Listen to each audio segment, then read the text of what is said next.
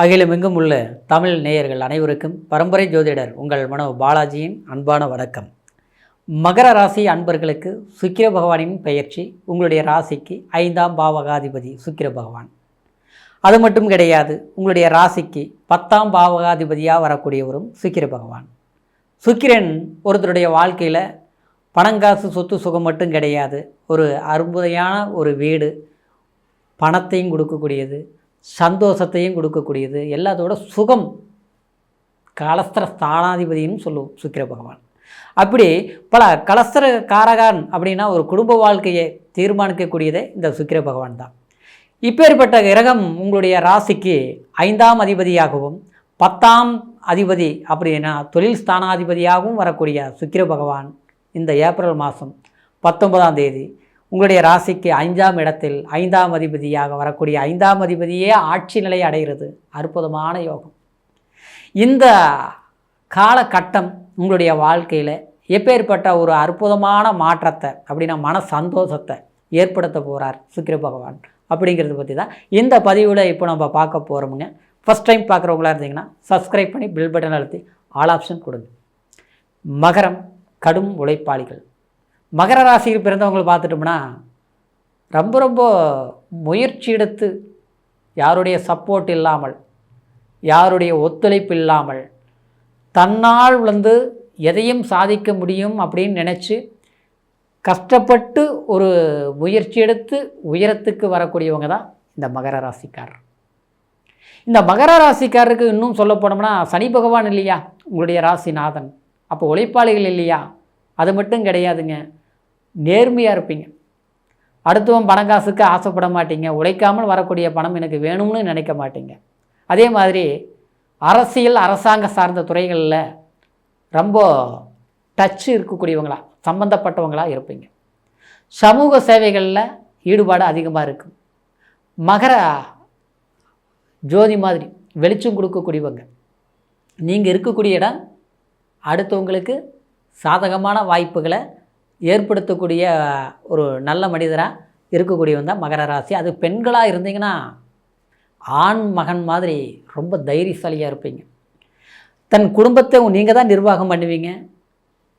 ஆணாக இருந்தாங்கன்னா கடுமையாக போராடி ஜெயிக்கிற மாதிரி இருக்கும்.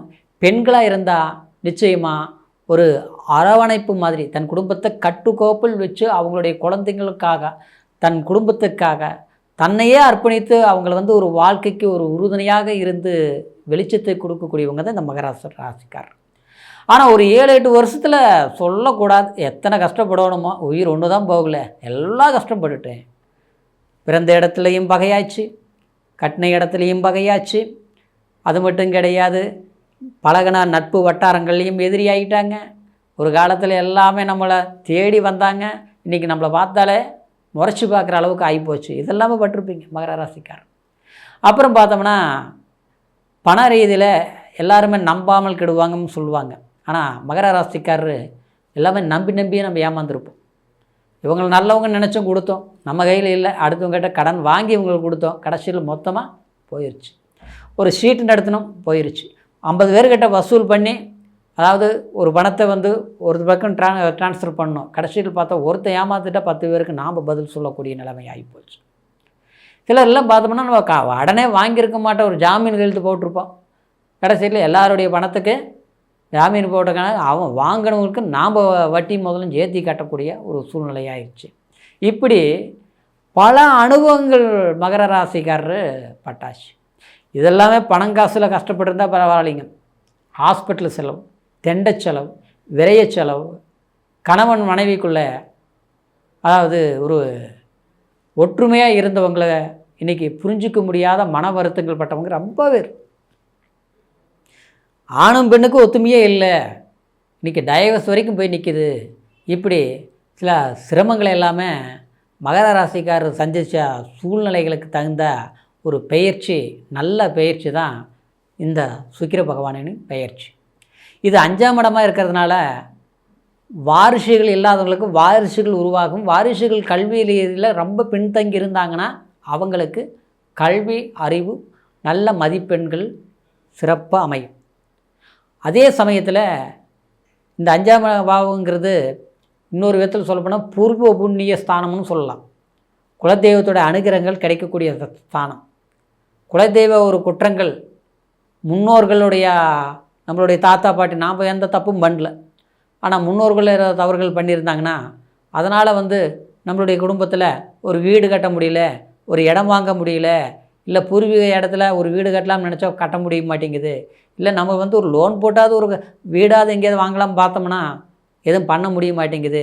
குழந்தைங்கள ரொம்ப படிக்க வச்சோம், நல்லா படித்தாங்க, ரொம்ப ஒழுக்கமானவங்க, ஆனால் அவங்களுக்கு தகுந்த ஒரு வேலை வாய்ப்பு கிடைக்க மாட்டேங்குது, இல்லை வேலையெல்லாம் இருக்குது, ஒரு கல்யாணத்தை பண்ணணும்னு நினச்சி முயற்சி எடுக்கிறோம், ஊருக்கெல்லாம் உபதேசம் பண்ணுறோம், அடுத்தவங்களுக்கெல்லாம் ஒரு வாய்ப்பு சொன்னோம்னா நல்லது நடக்குது, பொண்ணு பார்த்து கல்யாணம் பண்ணி வச்சுருக்குறோம், நம்ம இங்கே போய் கேளுங்கன்னு சொன்னால் அதெல்லாம் நல்லது நடக்குது, ஆனால் நம்ம குடும்பத்துக்குள்ளே ஒரு நல்லது பண்ண முடிய மாட்டேங்குது, ஒரு வருத்தமாக இருக்குது.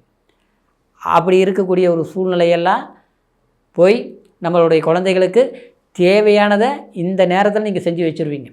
சரிங்களா? எல்லாம் இருக்குது, கையில் காசு இல்லை, எல்லாமே ஒரு காலத்தில் கூட பிறந்தவங்கள டாம் ஜூம்னு எல்லாமே நல்லது பண்ணணும், ஆனால் நம்ம பெற்ற வாரிசுகளுக்கு ஒரு நல்லது பண்ணுறதுக்கு இன்றைக்கி நமக்கு நெருக்கடியாக இருக்குது, சொல்ல முடியல, இருக்கிற மாதிரியே நடிச்சிட்ருக்குறேன், கடன் அதிகமாகி போச்சு, கஷ்டங்கள் அதிகமாகி போச்சு, கவலைகள் அதிகமாகி போச்சு, எப்படி தீர்க்கிறதுன்னு தெரியல அப்படிங்கிற ஒரு வருத்தத்தில் இருக்கக்கூடிய மகர ராசி அன்பர்களுக்கு இந்த பெயர்ச்சி உண்மையிலேயே உங்களுக்கு தொழில்னால மேன்மை அடையும், திடீர் எதிர்பாராத அதிர்ஷ்டத்தை உங்களுக்கு கண்டிப்பாக கிடைச்சே தீரும். ஏன்னா அவங்கவுங்க செய்த புண்ணியம் ஏதாவது ஒரு வழியில் கிடைக்குமாமா. சரிங்களா? அந்த வழியில் உங்களுக்கு கிடைக்கும்.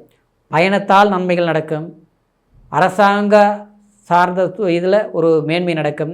இன்னும் சொல்லணும்னா கலைத்துறையில் இருக்கிறவங்களுக்கு அமோகமான லக்கி ஸ்டார், அற்புதம். சரிங்களா? அரசியல் துறையில் இருக்கக்கூடியவங்களுக்கு சாதனையாளருங்கிற ஒரு பெருமையை நிச்சயமாக வந்தே தீரும்.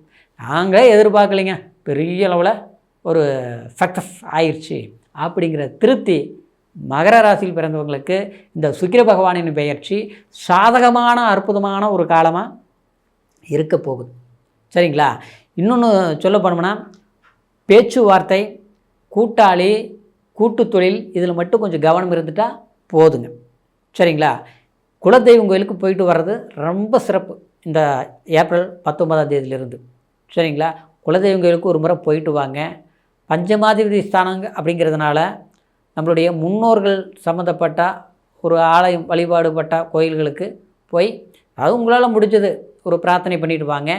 தடையில்லாமல் வெற்றிகள் கண்டிப்பாக மகர ராசி அன்பர்களுக்கு கிடைச்சே தீரும், எந்த ஒரு மாற்று கருத்து கிடையாது.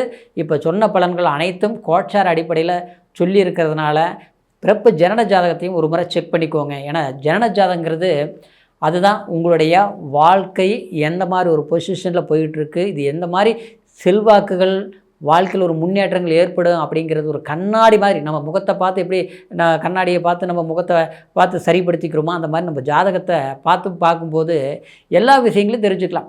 சரிங்களா? எந்த மாதிரி தொழில் பண்ணலாம், எந்த திசையில் பண்ணலாம், எந்த மாதிரி வீடு எந்த காலகட்டத்தில் பண்ணலாம், எந்த வாசல் நமக்கு நல்லா இருக்குது, சரிங்களா, வெளியூர் வெளி பிரயாணங்கள் போகலாமா, அரசாங்க சார்ந்த விஷயங்கள் நல்லது நடக்குமா, எல்லாம் பிறப்பு ஜாதகத்தில் இருக்கும். அதனால் உங்களுடைய ஜாதகத்தை ஒரு முறை பார்த்துக்குங்க.